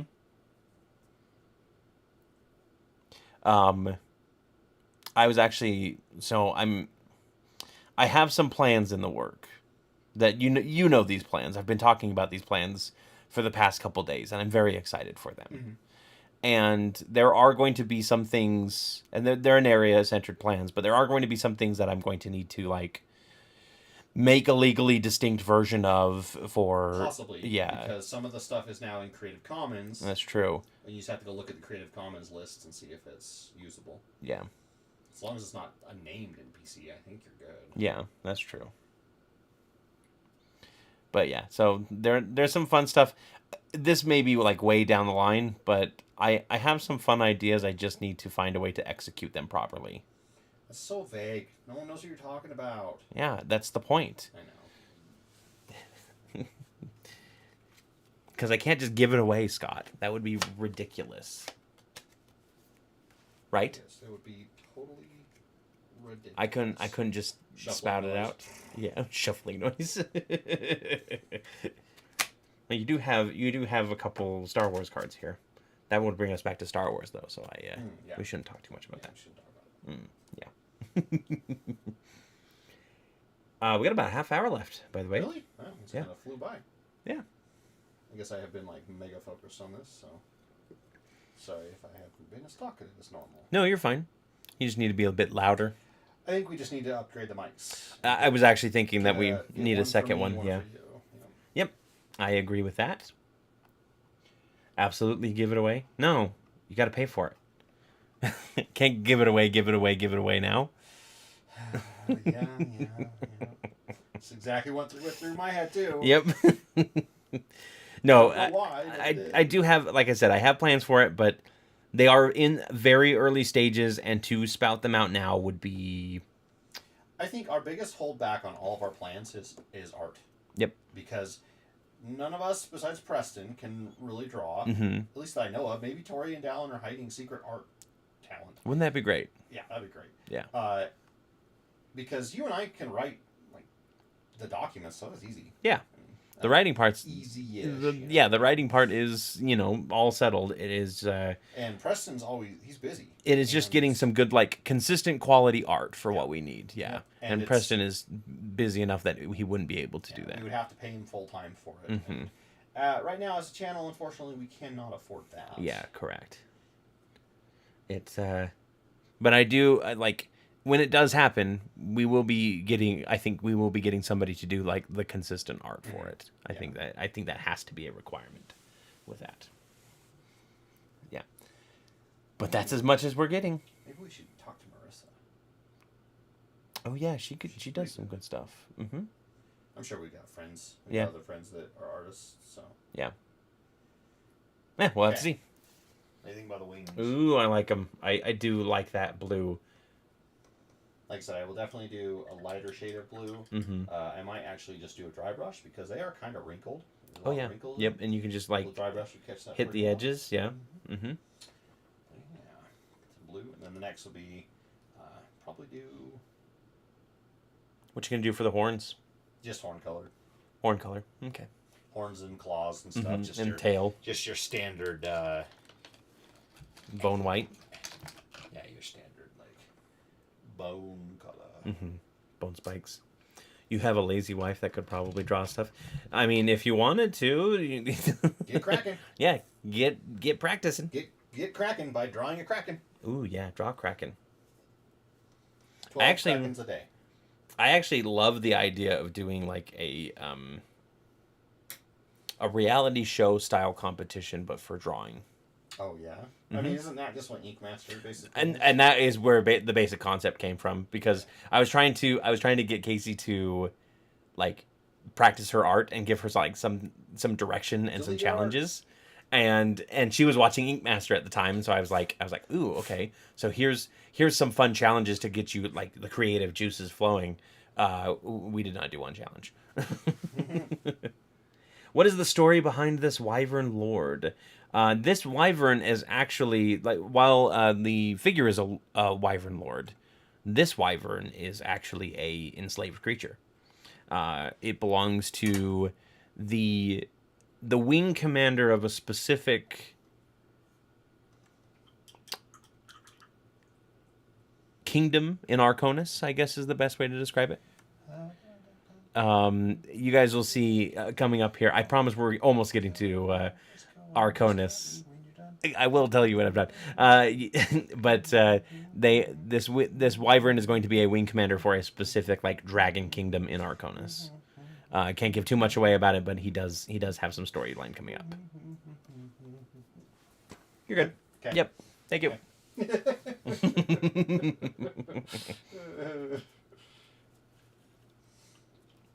And that's the funny thing is, like, I do have a lot more story about all these characters that I introduce into Aneria and into our games. And most of the time, you guys just like, oh, he's an enemy, we kill him, and then you never learn his backstory, and I'm just like, just set that over there. Yeah, you just like, scream a little bit internally.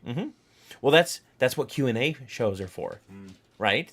Yep. Like, if somebody's wondering about like some specific thing about like, oh, what was the deal with Grimm and Mona, for example, or something like that. It's like it's like I have that, you know. The other day you were talking about doing a special episode of almost like a game show style. Ooh, a quiz About who can remember. Yep. Who can remember what and Yeah. points and things like that. A season 1 recap quiz, basically, was what I was going to do there. And I kind of like the idea of still doing that. That might be like a bonus video that we put together online. I can use, there's like a Quizit, you know, I could just make like a little Quizit app thing. Yeah. Yep. Quiz Mizzet? You never know if the party's going to try to adopt a monster or just murder hobo it. It's true. They wanted to adopt Moops pretty much immediately, and then really quickly decided not to. Well, because we found out that he was a terrible person. Good job, Bosco. I'm not reading that one to you because it kind of spoils a little bit of what I was talking about with the wyvern. But yes, Moops was a terrible person. Is a terrible. He is. Well, I mean, he kind of even admits it to himself still.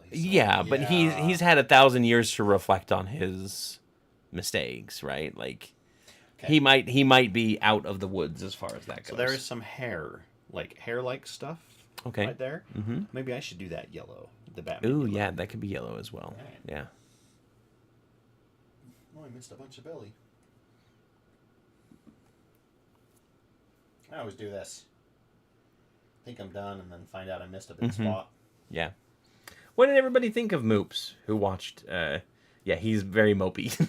he takes after Droopy is the voice that I had going for him.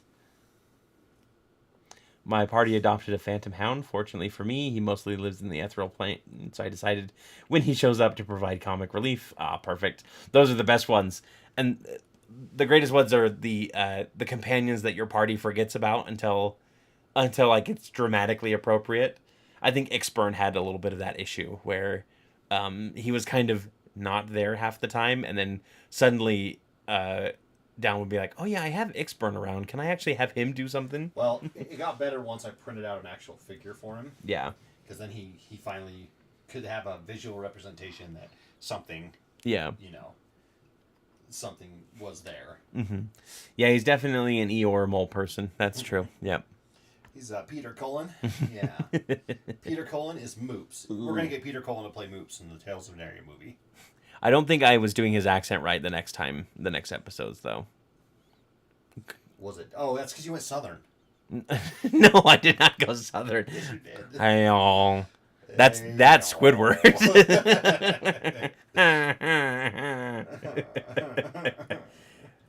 Yeah. Moops was a character that was literally just a random, like, hey, this person works for the Baba Yaga and is going to take the party to her. And then I went, why does he work for the Baba Yaga? Maybe he's a cautionary tale. I should write down what that tale was. And suddenly I wrote 7 pages and wasted all my prep time that day basically writing the story of Moops. Who among us has not done that? Yeah. Moops ate some loops and got the poops. Yeah, Moops was very much like a tragedy that... The tragedy of Darth Moops. Yeah, he brought on himself, obviously. Because it wasn't a case of he was a spurned lover that got jealous. He was just like a Gaston. Yeah. was kind of the idea that I had. He ate a whole country out of their eggs. Uh-huh. And then he got captured by the Baba Yaga. Yeah, he was definitely the villain in that story that ended up getting the comeuppance. But when you hear it told from his perspective, it's more of a, I've had 1,000 years to really think about this and realize what an ass I was. Mm-hmm. And now I'm very sad about it, but I can't do anything to correct it. Yeah. But yeah, I did enjoy Moops' adventure. I don't even think I wrote down his real name, by the way. You kept saying it was Spoom. But I did not write down, I don't think in the story, which I might release as like a quick short story in the lore channel thing, I don't think I wrote down what his name actually was, because it was kind of a moot point. A moot point. The Arcana wouldn't tell you about the fall of Darth Moops. No, they would not. It's not a story you would hear from the Arcanum. Oh, speaking of the Arcanum. What's on? I was wondering what I was going to do with them. Yeah. And then Fred came onto the scene, being a former member of the Arcanum and having her family basically all members of the Arcanum. Oh, yeah. It allows me a lot more like creative storyline leeway to kind of bring them back into the story a little bit, and you guys get to find out what happens to them. And I'm very excited for it. Fred's got all kinds of stuff going on in the background that we're like, what the heck? Mm-hmm. She's very much like, oh, I killed my mother. Wait what? Yeah, it's definitely like one of those things where it's like, Fred always manages to say something that makes people do a double take. She even impressed the Baba Yaga a little bit. Yeah. Yeah. Yeah, this next episode, you guys, I think, are going to really enjoy. Had a lot of fun with it. I'm glad you did. It was a very good episode. I made some mistakes. Bad mistakes, I've made a few. I've had my shelf flat kicked in my face. I don't know if that's the line. You had your shelf life kicked in your face? Yeah. Uh-huh. I'm expired, is what I'm trying to say. Is that the new way to say, like, I'm dead? Like, yeah. Like, this killed me. Yep. I have expired. I have expired. Yeah, but it should be a really good episode. I'm very excited to go through and edit it, and yeah, I'm very surprised at some of the events that happened, including Aramis's deal that he made. Yep. Yeah. We did some stuff that I think it's funny that last time you thought we would go one direction and we didn't, and then this time you thought we'd go the opposite direction, and now. Mm-hmm. Yep, and so, we're back on track apparently. Yeah. Like somehow you have gotten back on the rails. I don't know how it happened.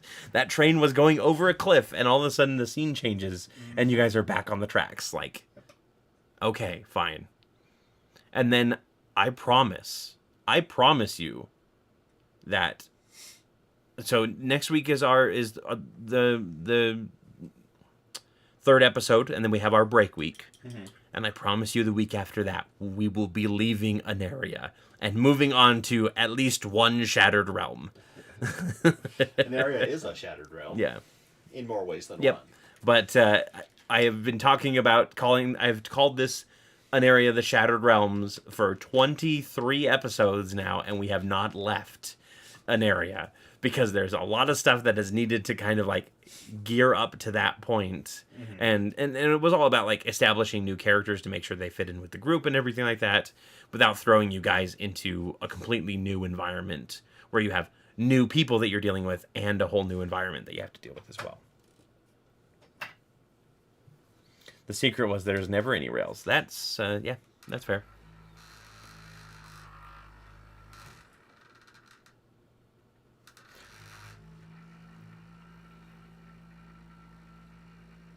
Kind of off the wall, but when I think of a cleric talking to their god, I picture Mork off Mork and Mindy.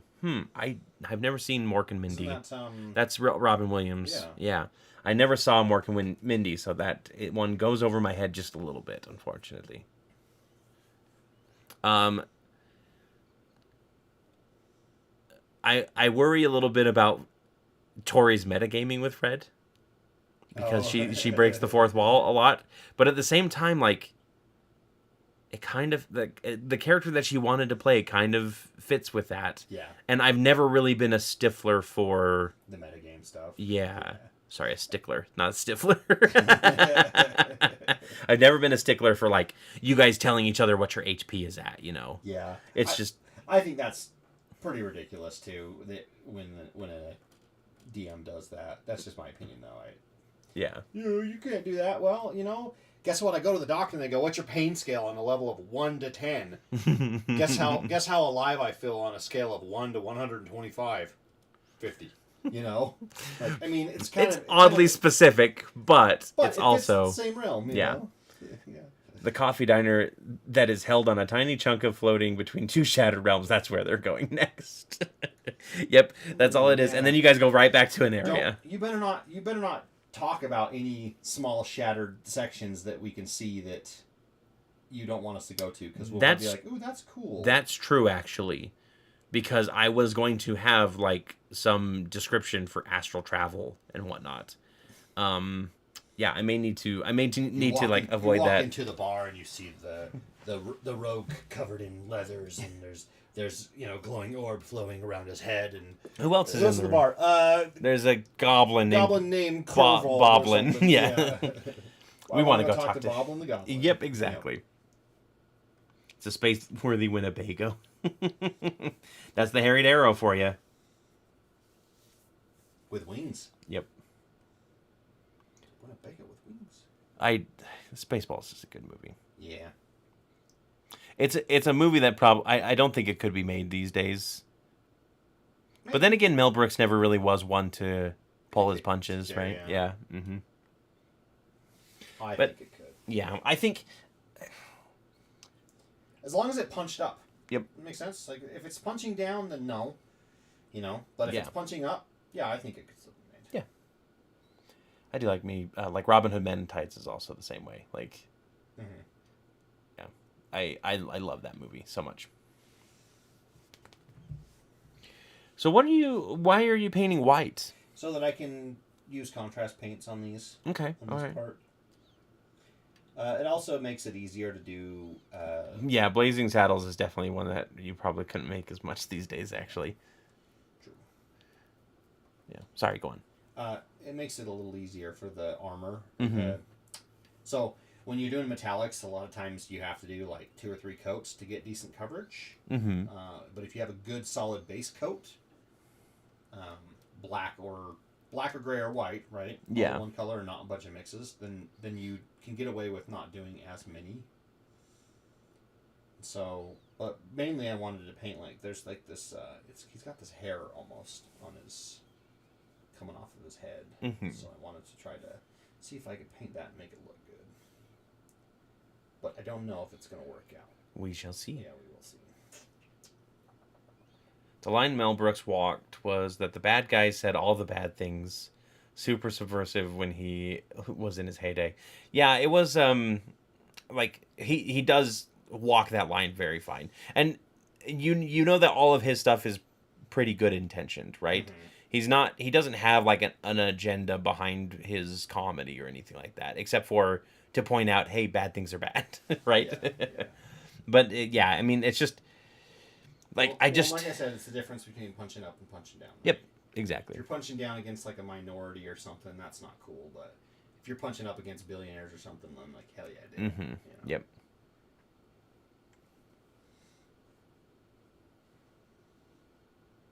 But there's a lot of comedians that say really, well, what today would consider very controversial stuff, and they're still very popular. So. Yeah, I think comedians have a specific, like... They've always been able to say the things in society that anybody else would, like, get ruined for. Mm-hmm. And they are basically, like, a comedian is basically shining a spotlight on it and how ridiculous it is. Like, there are not, I can't think of a comedian, well, I can't think of a comedian out there that is... I just can't think of a comedian. Intentionally belittling a group. Well, no, I think I can. I don't think we should get into that though. Yeah, probably not. That's probably a great way to just kind of subject. We'll just go ahead and move on to something else here. Just moops right on. Moops right along. Yep. You know what? Yeah, Casey, if you could bring me another drink, that'd be great. I would appreciate that. We really should. Yeah. Now that we have room for it, you got a new fridge. I did get a new fridge. Yeah. I had to get a new fridge. Yeah, the old one was going out. Was dying and it wasn't cooling, and The joys of being a homeowner. The new one keeps making a noise like the water is running on it. It's filling the ice cube. Because tray. it's filling the ice cube tray, but it makes me go like, is something wrong? And it's automatically like pouring ounces in.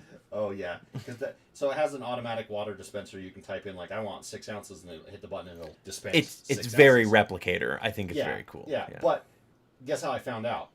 By accidentally doing that without a cup and going, oh shit, and having to go grab a wrapping towel. your lips around the nozzle really quick. Thanks, sweetie. That's a smart idea. I should have just did that. Yep. Yes, a Meadstead moderate for me, please. I actually, I don't drink. It's a Meadstead light.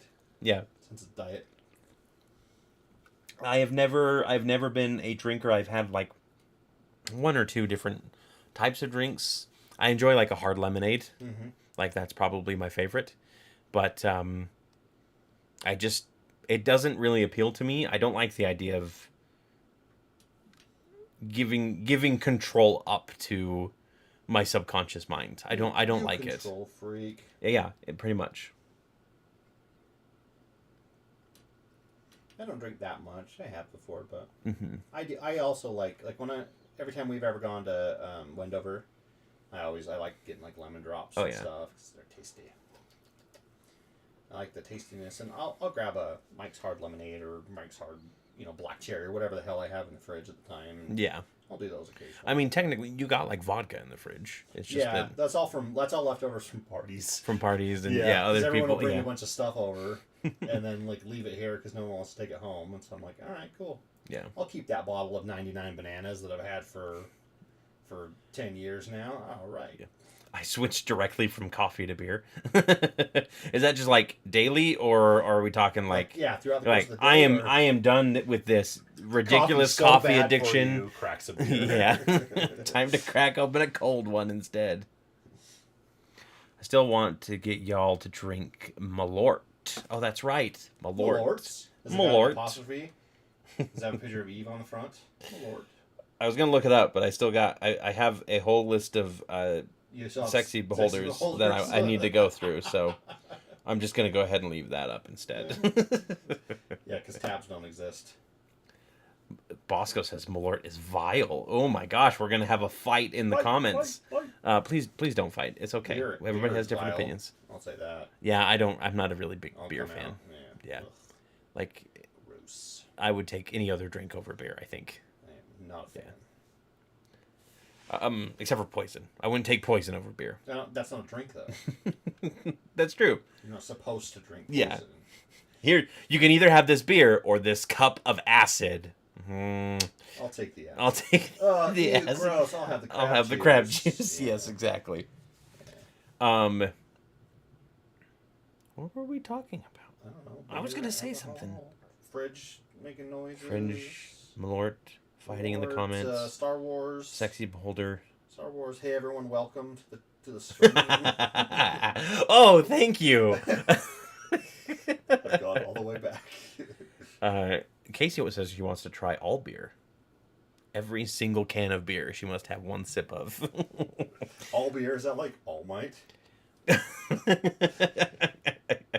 That's a very different thing when he gives his power to a 15 or 16-year-old kid. Here's the all beer. Here's the all beer power. Somebody stop him. He's not supposed to do that.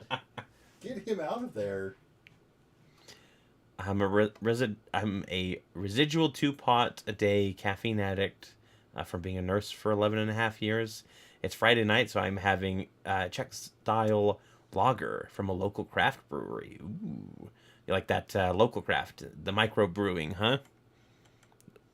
All I think of when I think of microbrewing is like really tiny portions. Yeah, little tiny beer. Here is your beer, sir, and it's this tiny tiny bottle. I think that's cool though. I'd Like take it. it's like those candy Coke bottles. Yeah. Yeah. Yeah, you like pop them. Yep, you like twist the cap off and just like suck the little liquid out of It's it. the wax ones. You gotta like. Mm-hmm. Yep, Yeah. you bite down on them. Yeah. Yeah. Someone make that a business. Malort is vile, says Morgan. Okay, so they agree on this. Okay. There was an episode that I thought it would have worked in. I think Dallin has had it before. He probably has. Dallin had to swear off alcohol for D&D night though. after one particular, it was early on in our days, and he was playing a drunk wizard, like a wizard who's an alcoholic, right? Acting? Yeah, and he was method acting, and we had a really late session because we didn't have work the next morning, and he ended up like going through, I think it was like a whole bottle of some alcohol or another, whiskey or bourbon or something like that. Mm-hmm. And Isn't bourbon just a different type of whiskey? I think so. And then he was like passed out on the couch for the last like 20 minutes. Like it was method acting to the extreme. And the next day he was like, yeah, I think I'm done doing that. That was not a good idea. Yeah. That's pretty funny. That was Akio, right? That was Akio, yeah. Akio what? They offer you a flight of 4-ounce beers to sample. Okay. That's pretty small. 4 ounces. We can drink that in under 6 seconds. That's true. Have you checked out our TikTok that we mentioned in our last episode? Because we did that. We did the Inception. Like, we kept it in there. Mm-hmm. I purposefully kept it in there. But yeah, we do have a TikTok and a Twitter, which we didn't mention in the latest episode. Forgot about that. Yeah, sorry. If you want to check us out, just search for Tales of Aneria. You can see Scott's paint jobs on there. That's kind of what we've been doing. Yeah. I've been thinking of grabbing doing a couple like quick videos of me going through like filters, like what type of D&D class are you? You know, yeah, that kind of stuff. We could all do them. Yeah, I think that's great.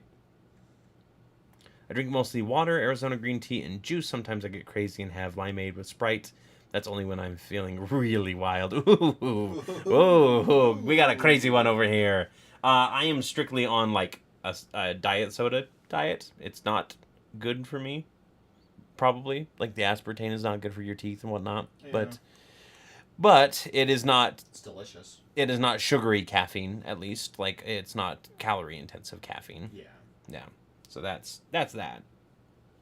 Yeah, we can have more mozzarella sticks now that we're drinking diet. Don't mention mozzarella sticks. My stomach is still kind of hurting from eating too many of them today. Hey, would you like to eat 6 string cheese? No, that sounds disgusting. That sounds disgusting. How about we batter them and deep fry them? Well, then, yes. That sounds like a great meal before my meal. Yes, exactly. Yeah. The meal before my meal.